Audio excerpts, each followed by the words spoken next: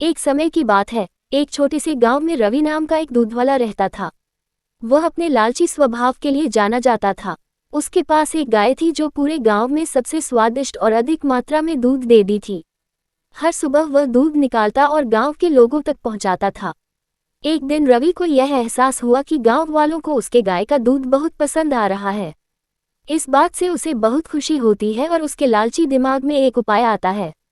वह सोचता है कि अगर मैं दूध में पानी मिला दूं तो मैं अपना मुनाफा बढ़ा सकता हूं और किसी को पता भी नहीं चलेगा। उस दिन के बाद से रवि गांव वालों को दूध पहुंचाने से पहले उसमें पानी मिला देता था। उसे लगने लगा था कि वह बहुत चालाक हो गया है और उसके इस काम के बारे में किसी को नहीं पता चलेगा। फिर भी गांव वालों को दूध के स्वाद में बदलाव नजर आता है क्योंकि उसका स्वाद अब पहले जैसा नहीं था। जल्द ही रवि के दूध में पानी मिलाने की खबर पूरे गांव में फैल जाती है। लोग शिकायत करने लगते हैं और उसके दूध का बहिष्कार करते हैं।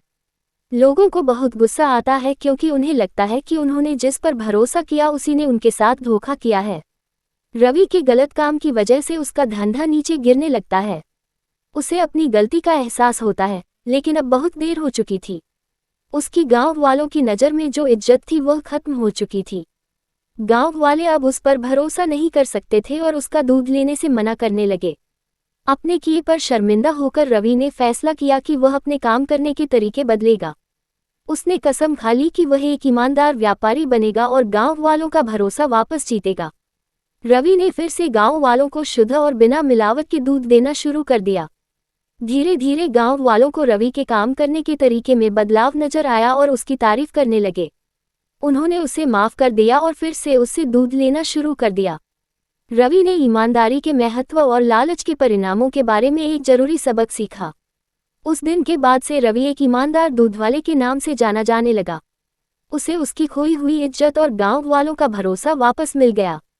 उसका धंधा फिर से चलने लगा। उसे समझ आ गया कि असली सफलता ईमानदार होने और ईमानदारी से दूसरों की सेवा करने से आती है।